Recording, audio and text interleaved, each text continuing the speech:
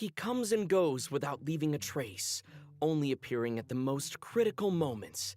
He's highly knowledgeable, and he likes to share his observations with others. She has a cold and stern exterior, and her spotless battle record has earned her renown throughout Fontaine. She is an unusual-looking Melusine with an equally unique perspective on the world. And now, their voice actors have all gathered here today to deliver the version 4.7 special program! Can't believe we're actually all here. Finally! Hello, travelers. My name is Zach Aguilar, and I voice the male traveler. Today, our hosts for the special program include... Hello, everybody. I'm Yuri Lowenthal, the voice of Dainsleif.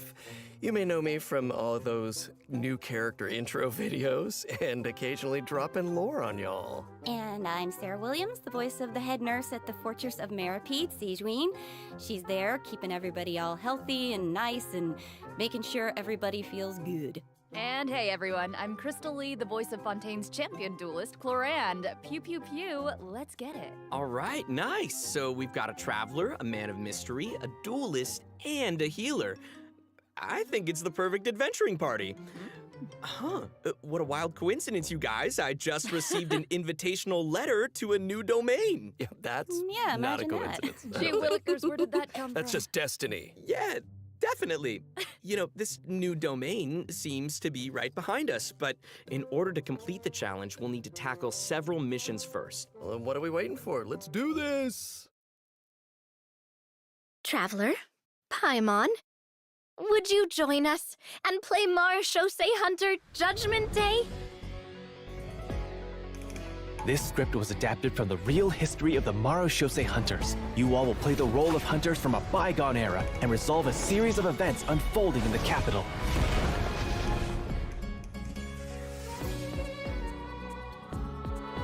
Many of my habits are customs I've adopted from the Marechaussee Hunter tradition.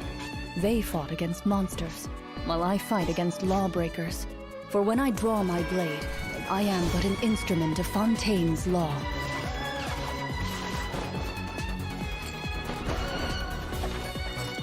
Loaded. Time to testify. Madam Mage says that every page of a storybook is a segment of the present. So vast and mysterious. There must be quite a story behind this place. So, I'll explore this place with you to the end. Let's never stop hoping for victory. Way ahead of you!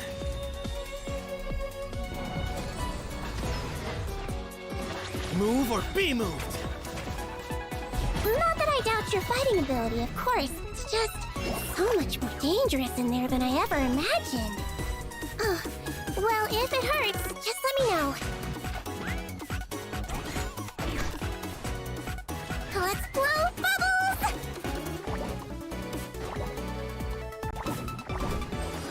Don't be nervous. Just relax. A strange disease, one I suspect that every Fontainian suffers from. But they don't trust me at all. Do you really think it matters whether I'm Melusine or a human? I don't believe Master would suddenly disappear for no reason. There must have been something she just had to do. In the New World, they bade farewell to the shrouded sun. At last, they no longer needed to dwell on their suffering, or try to differentiate between various thoughts of blasphemy. Such was the price they paid, and thus their souls became cleansed and pure. The way he's holding his sword, he must be a real Marechaussee Hunter. You used it yourself, didn't you? That's why you have a human appearance. That's quite the gamble. But I believe that I am the one walking into a trap. One day, I shall have my vengeance. That way, Captain Dainsleif could accomplish his own goal. The loom of fate has already been completed.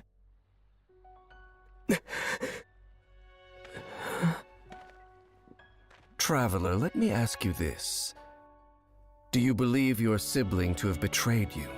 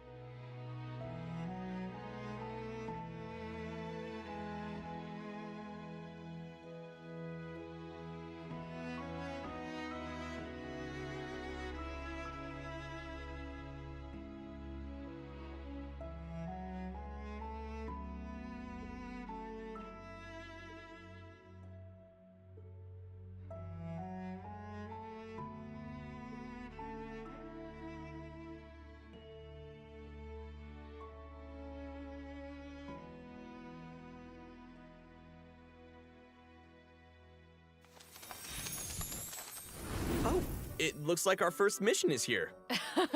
Fancy that. Assemble your team. Oh, I get it. Our first mission is to introduce the new characters. All right, this is getting exciting. Here it is. All right then. Well, how about we start off by introducing Fontaine's strongest champion duelist, Clorand. You would say that. It's true. In my role as champion duelist, my opinions do not matter. For when I draw my blade, I am but an instrument of Fontaine's law.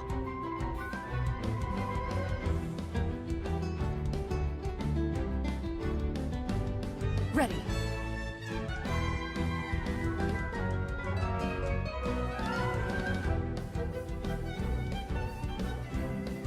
Where evil lurks, shoot on sight. Whoa. Those animations. Did you see that So ultimate? good. That ultimate is so cool. Clorand's strength actually has a really interesting origin. She inherited it from the Marashose hunters. Ooh, the hunters from the artifact set. Mm-hmm. The Marashose Hunters were an organization that defeated monsters and upheld justice from the shadows. I think the group's name has also been mentioned in some of Fontaine's historical records. Exactly. The Marashose hunters have a long history. To modern-day Fontainians, they're nothing more than an old legend from novels and plays, but for Clorand, the Marashose hunters' legacy is really real. If travelers want to learn more about the Marashose hunters, then be sure to check out Clorand's story quest in the new version. I want to learn more about the Marashose hunters. Perfect, then let's get into her combat abilities. Clorand is categorized as an electro sword user, but she actually uses both a sword and a pistolet to attack her enemies during combat. Now, her normal attack deals physical damage by performing up to 5 consecutive strikes. During her charged attack, Clorand uses her pistolet to target enemies in a V shape in front of her. Also, Clorand has developed a special ritual over the years. She always polishes her weapon before each duel. That is so dignified of her. I know, right? And kind of adorable. Even the champion duelist of Fontaine has a cute side, huh? Aw. Sarah is starting to sound just like SIGGY. Oh, what? Though it's probably a meaningful ritual for Clorand, right? That's exactly right. It's a habit that helps Clorand focus on the opponent in front of her. In fact, Clorand's elemental skill, Hunter's Vigil, is an ability that demonstrates how potent she can be when she's focused. Ooh. Check this out. During combat, unleashing Clorand's elemental skill will cause her to enter the Night Vigil state. During this state, Clorand can unleash 2 different types of special attacks. Her normal attacks will be converted into Swift Hunt pistolet attacks, and her elemental skill will be converted into a lunging attack, Impale the Night. Huh. It looks like Clorand gains a bond of life during her elemental skill. Does the skill have any additional effects? Oh, good perception on those eyes. Those Swift Hunt pistolet attacks increase Clorand's bond of life, and her lunging attack, Impale the Night, will clear the bond of life. Wait, so she accumulates the bond with one hand and then clears it with the other? Oh, hey, that's a really good explanation. Yeah, Clorand's special attacks have different effects depending on the value of her bond of life. So when her bond of life is relatively low, her Swift Hunt pistolet attacks have a piercing effect, and they deal greater damage. But when her bond of life is relatively high, her lunging attack, Impale the Night, has a greater AoE and deals higher damage. Again. Ah, gotcha, I get it. So, Clorand is meant to use her pistolet to accumulate a bond of life and then use her sword to clear it once it reaches a certain amount. And that way, both attacks benefit each other. Bingo! Though you should remember the effect of one of Clorand's unique talents. So, when she's in the Night Vigil state, any healing other than the one provided by her lunging attack, Impale the Night, will be converted into a bond of life. This unique talent allows different healing effects to alter the pacing of Clorand's gameplay, so travelers can experiment with a variety of different tactical combinations. That's cool. Also, although Clorand is most renowned as a champion duelist, she has never forgotten her identity as a Marashose hunter. So, during her elemental burst, Last Lightfall, Clorand draws on her Marashose hunter heritage to unleash an ancient skill that empowers mortals to fight deadly monsters. This ability allows her to swiftly evade enemy attacks and strike her opponents. Her burst deals AoE electro damage and grants her a bond of life based on her max HP. Wow, that's so cool. But if that power is designed to fight monsters, is it really okay for her to use it in a regular duel? Good point. I think Cloran just has to adjust the amount of force that she puts behind those blows. That makes sense. Also, Cloran can draw on the strength of her companions after unlocking her passive talent, Dark Shattering Flame. Man, that sounds cool. So, when a nearby party member triggers an electro-related reaction, the electro damage dealt by her normal attack and her elemental burst will increase based on her attack value. Though, note, there is a ceiling to the damage bonus that she can gain from this effect. Clorand also has another passive talent called Lawful Remuneration. If her bond of life is greater than or equal to a certain percentage, then a change in her bond of life value will increase her crit rate. That's right. And while she's in the night vigil state, the percentage of healing converted into a bond of life will increase. Wow. Yeah. And finally, being a champion duelist gives Clorand a strong familiarity with all the regions of Fontaine. So, when she's in your party, Clorand can reveal the locations of Fontaine regional resources on the minimap. So awesome. I'm sure that travelers will be eager to use her to uncover treasure, defeat monsters, and of course, uphold justice. Not necessarily in that order. So, Clorand is usually pretty stern and composed as a champion duelist, but I wonder how she unwinds. Like, does she have any hobbies? Ooh. I'm sure that she has some interest outside of work. I mean, she's always accepting cosmetic products from Sigeween and making sure to return the favor because she's sweet. Aw, and yeah, of course she does. Clorand is an active member of the tabletop troupe during her off hours. So, in version 4.7, travelers won't just have the chance to learn more about the Marachose hunters during her story quest, the Raparia chapter, they'll also get to join Clorand on a very special tabletop troupe adventure. Woo! I love TTRPGs so much. Ooh, I know, I'm so excited. Yeah. And with all of that, that is all the information that I have to share about Clorand. So, next up, let's introduce our adorable little Sigeween. Oh, yes. Okay, sorry, too excited. Hold on. We gotta look at her demo first. Yes. You only get one body, so you gotta take care of it. But it's just as important to take care of your mind. Hold still.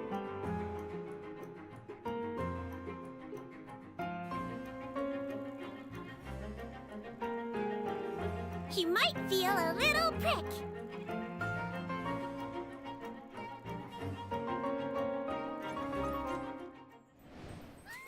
She's so So cute, it's unreal. Wow. I love her pills so Cuteness much. overload. The bubble has ears on it. I would love to ride around on a bubble like that. She's with her little legs dangling in the air. Oh. Yeah, with the bubble gun and the giant syringe. Guys, so cute. Those bubbles are so big. Her kit looks really, really fun. I know, but if that's the syringe she uses on her patients, I can see why they might be nervous about getting sick. Oh, for sure. Hey, sometimes you gotta take your medicine. And since she's the head nurse at the Fortress of Meripede, Sigeween wants everyone to stay healthy. She believes that taking care of your body is the most important goal. But she often encounters people who overwork themselves in the production zone, so she always tries to sneak them healthy meals, but she doesn't think that's a substitute for some proper rest. Oh. Take a page out of her book. Yeah, seems like you'll need to be well fed and well rested if you want to keep up with Sigeween. For sure. She seems like such a caring and attentive person. But then what's she like when she fights? Well, Sigeween is a Hydro Bow user. Her normal attack unleashes up to 3 consecutive attacks. During the second and third attack, Sigeween takes out a pill and tosses it at her opponent. I saw that in the demo. It's like she's literally telling her opponents to take their medicine. Look at the size of that thing. She can make aimed shots using her charged attack. Once the shot is held and fully charged, Sigeween's bow will fire slow-moving ministration bubbles, dealing hydro damage to her target. Just make sure not to release her arrow. Oh, and also, Sigeween uses a specially made bubble gun to fire a giant bolstering bubble bomb during her elemental skill, Rebound Hydrotherapy. The projectile bounces between nearby opponents, dealing hydro damage to anyone it touches and restoring HP to all nearby party members, well, except for Sigeween herself. Sigeween will be healed a certain amount of health when the bolstering bubble bomb disappears, which is based on her max HP. Bolstering bubble bomb. Say that 3 times fast. Oh, please don't make me. You know, travelers could have a bubble blowing contest with their Sigjuins. Would that be great? You can have that idea for free. It's exactly It's a like great blowing idea. bubbles. The longer you hold her elemental skill, the larger the bubble grows. Once the projectile is released, it will gradually decrease in size as it bounces around. The bigger the bubble, the greater the damage and healing effect. And if a large bubble hits a weaker enemy, they'll be trapped inside. Whoa. Guys, it's like she's trapping them in a cage of kindness. Like the Hydro You know, you Abyss can tell mages? she cares about them. Her bedside manner is so strong. Hey, wait a second. Are those the orbs that Nivelette drops? It looks like Sigewin Oh. creates 2 source water droplets when she fires a bubble. And it looks like she gains a bond of life when she touches them? How does that work? I can explain that as well. Since she has training as a nurse, Sigewin understands how to make the most of a dire situation. Her elemental skill creates source water droplets, and Sigewin can give herself a bond of life by absorbing them. When that bond of life is cleared, Sigewin can regain some elemental energy based on the value of the bond of life. Neat. So Sigewin's healing can nullify her bond of life, and she can restore energy for herself. Nice. That's right. While the bond of life is hazardous to most people, it can actually be perceived as a real advantage for Sigewin. After she unlocks her talent, Detailed Diagnosis, Thorough Treatment, Sigewin's healing will be increased based on the total bond of life values across all the characters in her party. Oh, thank goodness. Sounds like a Melusine can make the bond of life a lot less scary. After using her elemental burst and absorbing nearby source water droplets, Sigewin will use the syringe to spray enemies in front of her. This attack deals continuous hydro damage. Wait, that's so cute. Even her attacks are a form of medical A treatment. huge syringe. Yeah, I mean, hey, she just wants everyone to be as healthy as possible. Yeah, right? Sigewin wants every patient to get a proper amount of rest. After unlocking her passive talent requires appropriate rest, unleashing her elemental skill will also trigger the semi-strict bed rest effect. Oh. This effect will grant her a hydro damage bonus and several stacks of convalescence. When non-active characters deal damage with their off-field elemental skills, Sigewin can consume a stack of convalescence to increase that elemental skill damage. Ooh. I like how it's only semi-strict. It's like, you know, not super strict, because she couldn't be super strict. Just a little. Wow, so it seems like the bond of life mechanic is pretty integral to both Sigewin and Claran's kits. Mm-hmm. That sure was a lot of information, though. Oh, yeah. I can't wait to see these abilities in action. And travelers won't just be limited to the playstyles that they've seen here, right? As I understand it, the mechanics leave a lot of room for open experimentation. Yeah. Right. And outside of combat, Melusines are very connected to the ocean, so Sigewin always takes care of her companions during underwater exploration. Sigewin is especially helpful when her friends are endangered by underwater enemies. She can use her emergency dose talent to continuously restore HP to her party member for a period of time. Ooh. Unfortunately, doing so will lower all of their elemental and physical resistances. There's always a price. Mm-hmm. Cool. That seems like a skill that would come in handy, though. Sigewin is always looking out for us. Thanks, head nurse. Of course. Oh, and I've got a quick question for you all. Yes. Have you noticed any differences between Sigewin and other Melusines? Well, I think her appearance and her interests definitely stand out. Like, if Mhm. you ignore the tail and the feelers on her head, then she actually doesn't look that different from a human child. How Right? could you ignore those? Right. Well, true and fair. But also, she's interested in beauty, and she knows a lot about skincare, and she actually even contributes to the most famous beauty magazine in Fontaine. Did not know that. And her medical knowledge. Right. We haven't encountered any other Melusines who give medical treatment to humans. And Sigewin seems to care the most about the people of Fontaine. And she's also one of the few Melusines who work in the fortress of Meripede, right? Right? Mm-hmm. I mean, generally speaking, not many people are willing to treat criminals. I mean, not even a Melusine's open-mindedness usually goes that far, right? Sigewin's does. And you're all bringing up great points. Don't you think that Sigewin's differences from the other Melusines make her seem more unique and approachable at the same time? In the Neri chapter, travelers will have the chance to learn more about the background of this very special Melusine in her personal story quest. Woohoo! Oh, that's awesome. Hey, speaking of story quests, didn't travelers meet a mysterious youngster last version? Oh? Sometime during Sino's story quest? Well, travelers will now have the opportunity to add him to their parties. He recently left the desert and he's eager to travel around. So, Zach, why don't you introduce him? Go, Zach. Oh, me? Okay then. Let's take a look at Sethos' demo. If you're always asking why, you end up thinking yourself into a corner. Sometimes it's better to let go.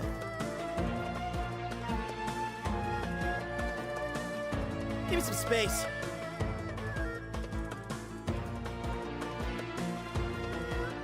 Glory to Al Akbar!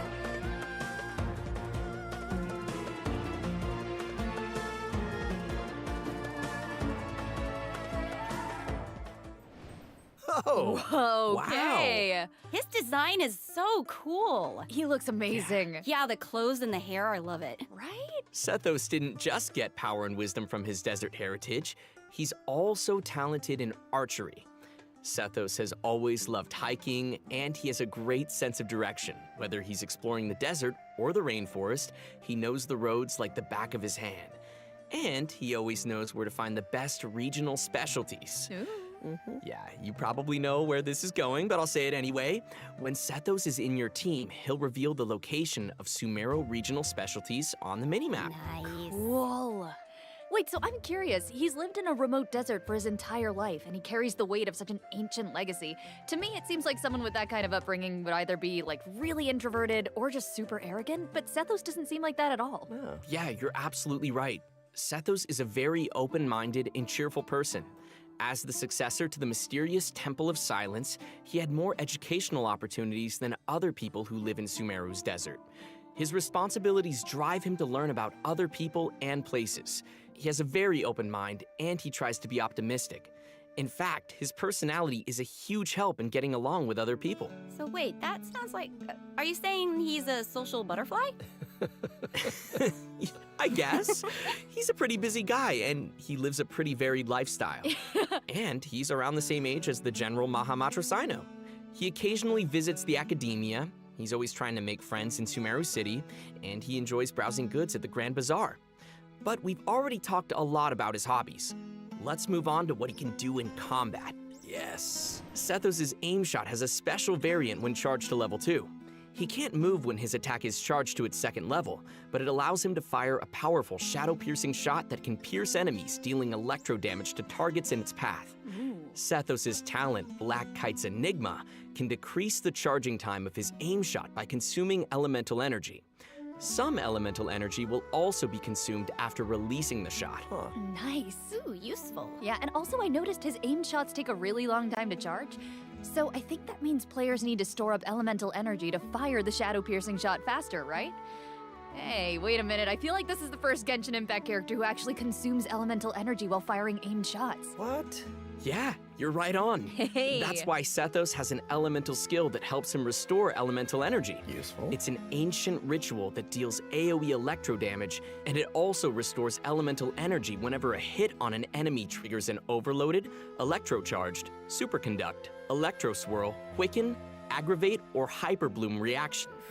That's a lot. But travelers also have another option for firing powerful shots.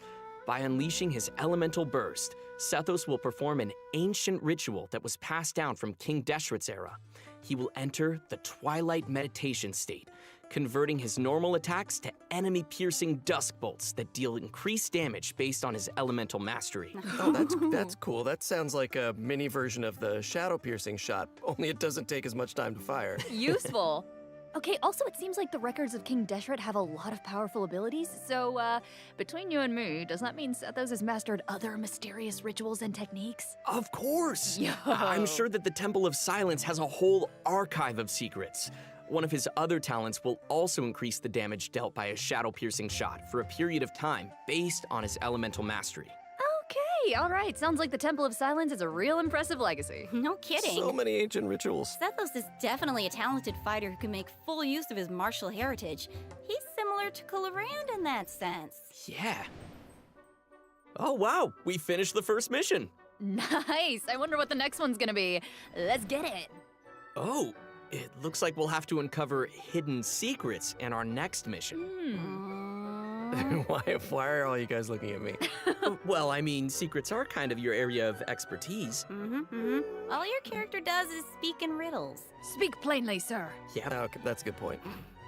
Okay, well, I guess I'm the only one who can shed some light on the hidden secrets. Oh, here he goes. So here we go. Archon Quest Chapter 4, Act 6, Bedtime Story, will become available in version 4.7. Travelers will finally reunite with Dainsleif, who will share more information about Conria's past. Ooh. That's what you guys were waiting for, right? Yeah. And also, I got to break out my voice acting skills for this patch, you guys. Oh my gosh, words come out of your mouth. Hell yeah. You did. Oh, yeah. This time, Ether and Lumine will get to meet face to face. And based on what we heard in the trailer, it seems like the Loom of Fate is now complete. So travelers can look forward to learning more about Kari Bear in this quest. We just can't reveal everything right now, okay? Leave some secrets for me. These are important secrets that travelers should uncover for themselves. Oh, okay. We can call off the snipers. Call off the snipers. Right? I know, I get it that everyone can barely contain their excitement. So, I will throw you a bone. To help tide you over until the next update, I'll be sharing a special surprise with y'all. Oh. What is it? Come Oh, I on. love surprises. It is. You'll know very soon, I promise. But first, we need to introduce the event wishes. Ooh, okay? okay. So, in the first phase of version 4.7, Clorand and Alhaitham will be featured in the event wishes. Yeah.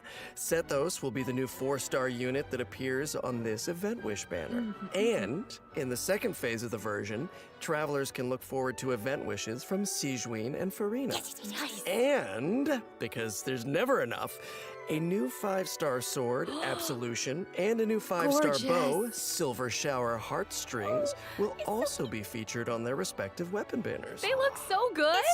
So cool. So good, right? All right. Okay. I've made y'all wait long enough.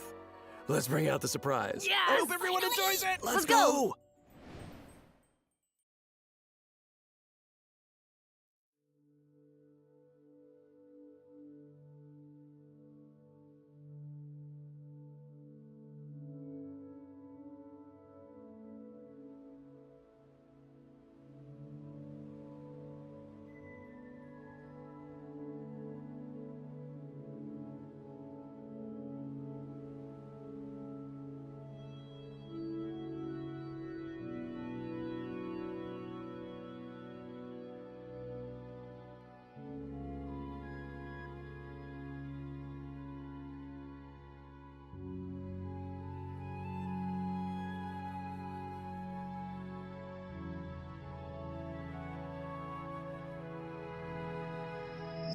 Traveling in the night you lift me in, and I feel you in Dallas blue of wind.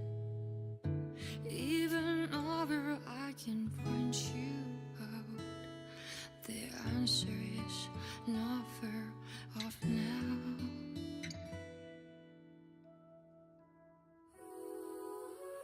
This journey of ours has been bittersweet.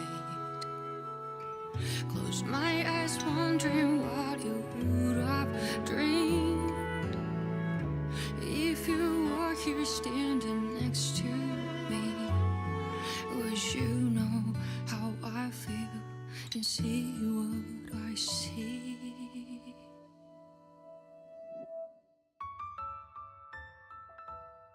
Know that I will always try, putting your rhythm and right. Through the nights so long and dark, I see you shining bright.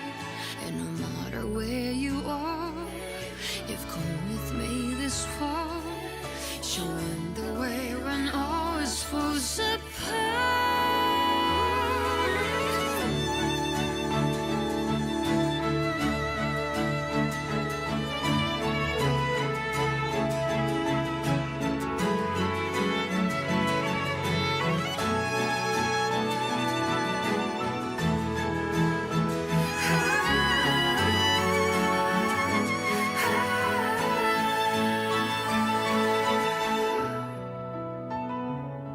When there's no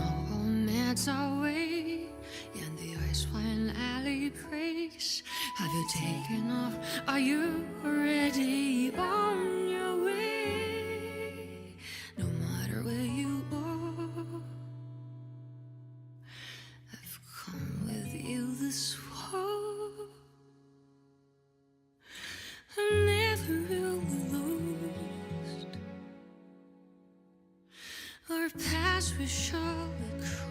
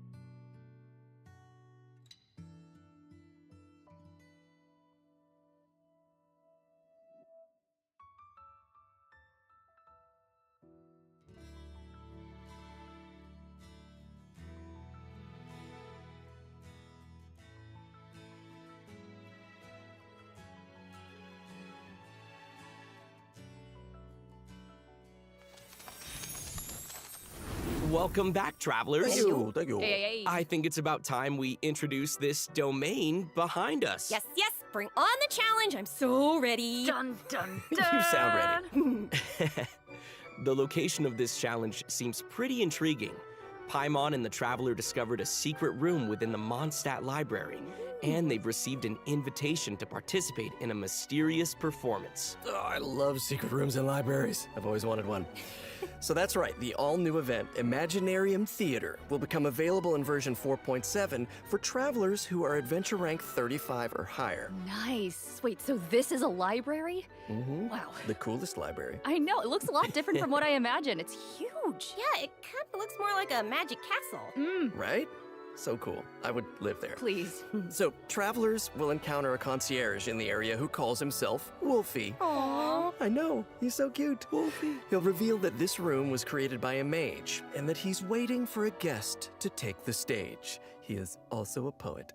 That guest will hopefully put on a magnificent performance by becoming the main character of the mage's story. Bring on that main character energy. Mm-hmm. Ooh. After arriving in this room, travelers just need to interact with this strange book in order to participate in the Imaginarium Theater Challenge. Wow, that was fast.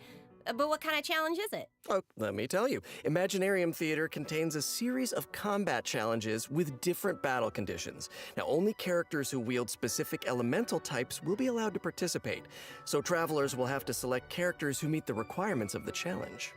Oh, I get it. But what if we don't have enough characters in our roster who meet the requirements? Good thinking, but you won't have to worry about that. Because first off, 6 characters will be designated as the initial lineup for each challenge. Trial characters will be provided for travelers that are missing any of those characters. Nice. And travelers can also invite special guest characters to participate in the challenges that aren't restricted by the event requirements. In addition, travelers can also designate a certain number of characters as supports for their friends. They can also select their friends' supporting characters to join their own team. That's a nice way to get to try new characters. Right? Friends. Who would say no to more friends? Support each other in staged combat. Friends helping each other. And during the current challenge period, those 6 designated characters who make the initial lineup will gain fantastical blessings. This will grant them buffs that remain potent even outside of the Imaginarium Theater Challenge. Wait. So you're saying those buffs aren't just active during the challenge itself? Yes! Wow. You're kidding. Wait, okay, the mage behind the theater must be super powerful. Oh, super powerful. And I know that everyone's probably wondering why it looked like we had to select so many characters just now, but characters will consume vigor while participating in Imaginarium Theater combat challenges. So when a character's vigor is fully depleted, they will no longer be able to fight, and you will have to replace them with a new character. It's time for some R&R. I get it. So when you select your characters, you have to pay attention to how well they work together. Yes. And also how well they can fill in for each other. Exactly. Involved strategy. And I should also mention that not all selected characters will immediately appear in your team. Some characters can only be gathered by progressing through the story. They can formally be added to your team at the end of an Imaginarium Theater battle, or when you encounter certain special events. Cool. So assembling your team is part of the challenge. Yes, which makes it even more fun. But let me explain a little more about the special events that I mentioned. Travelers can choose to spend Fantasia flowers to trigger events during the story. Now, some events will unlock certain characters for battle, and others may trigger certain perils, certain doom. So, travelers will have to choose very carefully. Ooh, no pressure. Right? Travelers can collect performance tour rewards by completing challenges and finalizing their performance results. The first time they complete a challenge, travelers will also receive a debut performance gift. Ooh, presents. Travelers who feel particularly confident can try to attain the Star Challenge condition during each stage. They'll be able to obtain different levels of performance medals that correspond with the difficulty of the challenge. These medals can be displayed on their profile. Go ahead and show off. And that's not all, right? Travelers can also obtain toy medals during this event, which they can exchange with Wolfie the Concierge. In return, travelers will receive special poses for their characters when taking photos. Oh, awesome! Right? Travelers will be able to take all sorts of new cool pictures. I am excited to see new poses. So hyped. Me too. Right? And also, more poses will be added whenever Imaginarium Theater is updated. Yes. And finally, each performance in the Imaginarium Theater has several difficulty levels, and each one has a different number of challenges. Higher difficulty levels will yield even better rewards. Bring it on. As Wolfie the Concierge likes to say, When the brilliant golden glow of the treasure beckons, don't you hesitate. Just go open it. How can he be so That's cute? amazing. I don't know, somehow I still didn't make him as cute as he actually is. Of course, it'll take time for travelers to raise the necessary characters and understand how they fit into this new challenge. And I'm sure travelers are always looking for ways to get more Primo Gems. Always. Just said the magic Primo word. Gems. Gimme. Each month, Imaginarium Theater will alternate with updates with the Spiral Abyss. In addition, the total rewards that can be gained from the Spiral Abyss has been increased from 600 Primo Gems to 800 Primo Gems. Yes. Yeah. More information will be available across Genshin Impact's official social media accounts, so keep a lookout. Aye, Captain. Ooh, the background is changing. Ooh, here we go, Let's see what else this version has in store. Yes, please. Mutual security enhancing simulation. Huh. I see some hilly churls and ruin guards, so I'm assuming this is one of those monster fighting events. Yes, sort of. Travelers won't be engaging monsters directly. Instead, they'll be able to command monsters to fight in a cooperative simulation. Ooh. The Millilith will be hosting a strategic war game to improve their understanding of security needs throughout Tevat. They'll be accompanied by representatives from Mondstadt's Knights of Favonius, Inazuma's Yashiro Commission, Sumeru's Corps of 30, and Fontaine's Special Patrol. Their joint exercise is intended to improve military tactics across the continent. Very Sir, official. yes, sir. Wow. You're making this event sound really official. That was my official voice. I'm just doing my best. As I was saying, you can play 2 different kinds of scenarios in the event: assault scenarios and defense scenarios. As special representatives to the simulation, travelers will need to analyze enemy formations and deploy the best units for completing the challenge. In assault scenarios, you only need to select your combat units and deploy them within your staging area. So once the scenario begins, the unit will automatically start attacking your opponent. So sit back and... I don't know if you can relax when these things are coming at you, but try. Clearly not. Pew pew. Ooh, okay, I'm gonna give this a try. Ooh, brave. Yeah, okay. Do it. How come my hilly churl archers got wiped out so quickly? Oh, no. Okay, sorry, I forgot to mention something important. You Sorry. know. I know. But here, we can fix it now. Some types of combat units are more effective against others. Ranged units like hilly churl archers are vulnerable to melee units like mighty churls. But don't fret, you can turn a bad situation around if you choose the best units to tackle the opponents on the battlefield. Just choose the best unit, Zach. Exact, just choose the best units. Just dude. choose the best unit. Simple fix. In defense scenarios, you need to deploy units to effectively counter enemies who are attacking from multiple directions. So, defeated enemy units will drop support beacons, which can then be used to deploy additional combat units and frontline structures. As the unit's commander, travelers can use their leadership skills to create favorable conditions for their team. And if they're successful, then travelers can obtain various rewards from the Mutual Security Enhancing Simulation event. These rewards include Primo Gems, a Crown of Insight, and a 4-star bow, Cloud Forged. Oh, Okay. And next up, we're introducing another combat-related event, Endless Forms Most Martial. Oh, okay. I'm guessing that this one is gonna test some different skills? Yeah, you betcha. In the previous event, travelers only got to simulate combat, but the environment on a real battlefield is way more unpredictable. And that's why it's important to come up with combat tactics on the fly and take advantage of battlefield conditions. So, in Endless Forms Most Martial, travelers will have to defeat enemies according to the special rules of each stage. For example, some challenges may require travelers to defeat enemies affected by the electro-charged condition, and that is the only way to accumulate progress towards the challenge goal. Now, once they satisfy the requirements, they'll be able to earn rewards. I'm appreciating all these rewards. Yes, I love rewards. So this is one of those challenges that requires you to strategize. Indeedy. Oh, okay, let's move on to our next event. I'm gonna try this announcer voice. Yeah. I've gotten a report about a loud boom that just went off in a rather unremarkable part of Fontaine. Uh-oh. Ooh, I like that news. it must have come from that crocodile-shaped cannon. That thing looks pretty scary. Never fear, viewers. I wouldn't worry about it, actually. Phew. This cannon was modified by a Fontanian engineer. It's now just a toy cannon that you can use to fire hydro bullets. So why not have some fun with it? Oh. Okay, Oh, yeah. well, why not indeed, if that's the case. Travelers will need to allocate energy to the cannon and choose the correct firing mode to destroy as many target balls as possible within the time limit. They'll even be rewarded for their trouble. Was there ever a doubt? In order to keep the event interesting, special types of target balls will appear during the challenge. They will produce different effects when they are destroyed.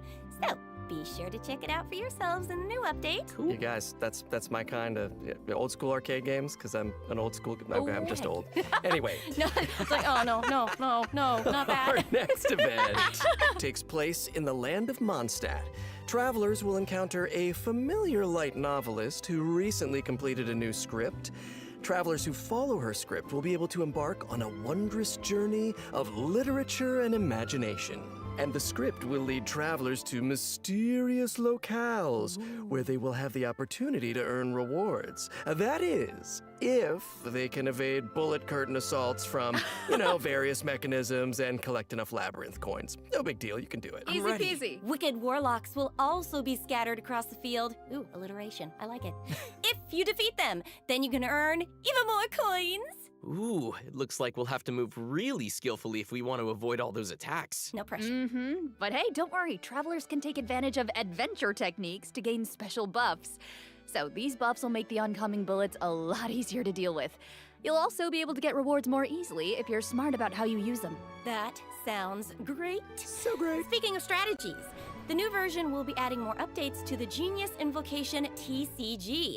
Travelers can look forward to new character cards, monster cards, and action cards. Also, more NPCs will be ready to challenge travelers in the open world. Oh, and I hope they're ready to lose. Oh, well. Oh, they could take a challenge. Oh, also, the Leyline Overflow event will also return in the new version, so don't miss out. Whew, that was a lot of information. Let's take a break while we take a look at the last redemption code. See you soon.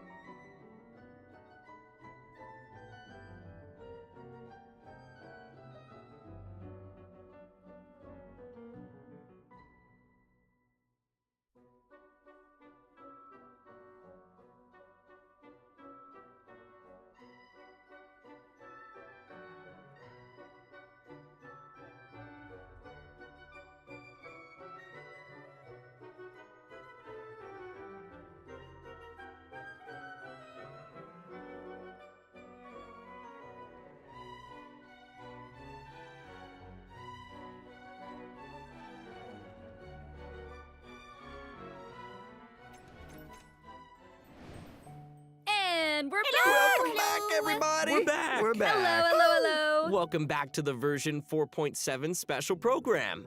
Looks like we completed this domain challenge. Oh, was there ever any doubt? Piece of cake. I think you'll find I am very, very pro. Now it's time to tell everyone about the new optimizations in the latest update. Yes, please. First up, the encounter point system for collecting daily commission rewards will now be unlocked at adventure rank 24. Hopefully, this helps travelers level up more quickly. Nice. And now for some really exciting news. Traveler's Max Resin will be increased from 160 to 200. Nice. You might notice from the video that version 4.7 will have some other optimizations. Be sure to check them out for yourselves in-game.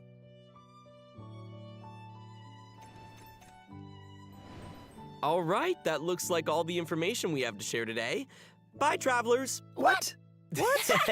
Just kidding. wait. No, you I'm just can't. kidding. I'm just kidding. Of Okay. course, I wouldn't sign off without giving you guys the chance to talk about your time here on the special program. How was it? I have things to say. No, I'm so thrilled to join this amazing voice cast, and I'm excited for everyone to get to see SIGGY in action and add her to your parties, I hope, and Yes. just see how cute she is with her little pills and her adorable little syringe.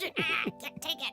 Oh my god. And Thank you very much. yeah, same here to everything that Sarah said. It's such an honor to join the cast. I'm so excited that Clarenda is finally coming out. I hope everyone has fun meeting her and learning more about her. And also, I'm really excited for these combat events. I don't know about you guys, but I've been playing this game, and my favorite thing's beating things up in this world. Yeah. No, me too. Love fighting these monsters. And you guys, I have not been playing this game for years, and so while Dainsleif is a man of mystery, this game, so much of it is a mystery to me. And you guys were so welcoming today, and I learned so much. And I don't know, is this the thing that finally gets me to start playing? Oh. Are you guys a gateway? Oh. Did that just happen? Did we get him? This is it. Yeah, it's been absolutely awesome doing this with you guys. I'm so excited for Imaginarium Theater, of course, all the new characters, and the new Archon quest because I got some new voice lines. Oh, yeah. He speaks! More. Awesome. Well, thanks for coming, guys, and see y'all in game. See y'all in game. Bye, everybody. Bye.